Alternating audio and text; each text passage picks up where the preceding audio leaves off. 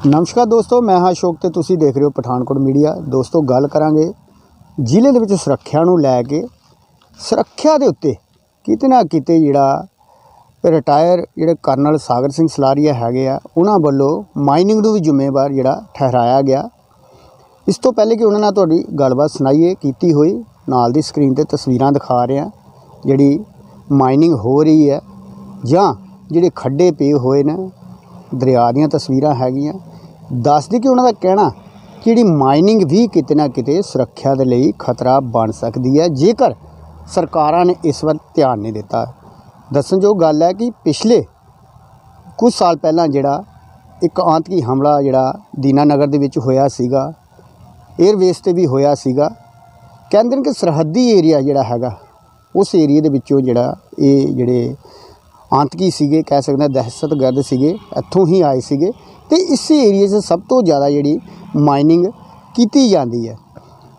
ਹੁਣ ਕਹਿੰਦੇ ਸਰਕਾਰ ਵੱਲੋਂ ਜਿਹੜੇ ਆ ਕਿਸਾਨਾਂ ਨੂੰ ਜਿਹੜਾ ਸਰਹੱਦ ਦੇ ਨੇੜੇ ਜਿਹੜਾ ਕਹਿ ਸਕਦੇ ਹਾਂ ਫਸਲ ਜਿਹੜੀ ਹੈ, ਚਾਹੇ ਗੰਨਾ ਹੋਏ ਚਾਹੇ ਮੱਕੀ ਹੋਏ, ਇਹੋ ਜਿਹੀ ਫਸਲ ਜਿਹੜੀ ਲਗਾਉਣ ਤੋਂ ਮਨ੍ਹਾ ਕੀਤਾ ਗਿਆ। ਜਿਹੜੇ ਸਲਾਰੀਆ ਹੈਗੇ ਆ ਕਰਨਲ ਸਾਗਰ ਸਿੰਘ ਸਲਾਰੀਆ, ਉਹਨਾਂ ਦਾ ਇਹ ਕਹਿਣਾ ਕਿ ਜੇਕਰ ਇਹ ਚੀਜ਼ਾਂ ਸੁਰੱਖਿਆ ਲਈ ਖਤਰਾ ਹੈਗੀਆਂ ਤੇ ਜਿਹੜੇ 20-20 25-25 ਫੁੱਟ ਜਿਹੜੇ ਖੱਡੇ ਪਏ ਨੇ ਮਾਈਨਿੰਗ ਕਰਕੇ, ਕੀ ਇਹ ਖਤਰਾ ਨਹੀਂ ਹੋ ਸਕਦੇ।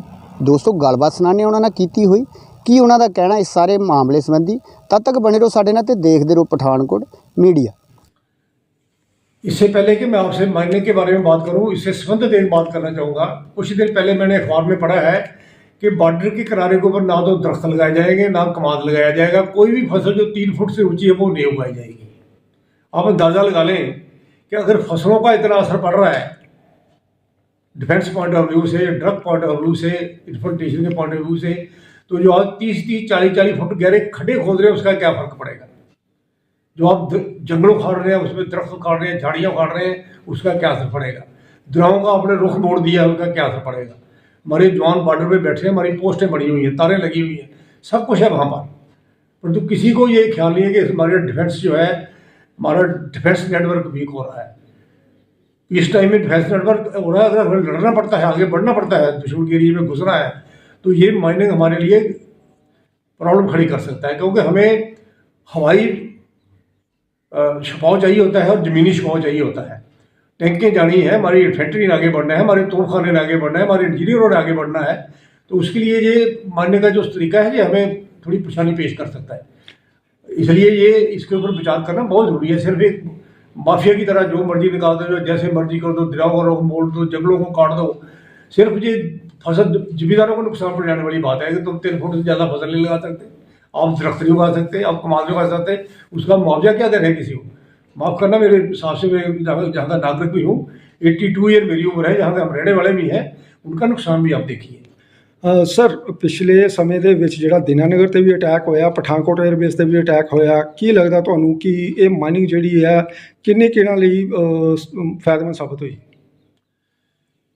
आपने देखा होगा दीनानगर में अटैक हुआ है, पठानकोट में अटैक हुआ है, ये लोग कहीं ना कहीं से छुप करके आए हैं, कहीं ना कहीं रहे हैं।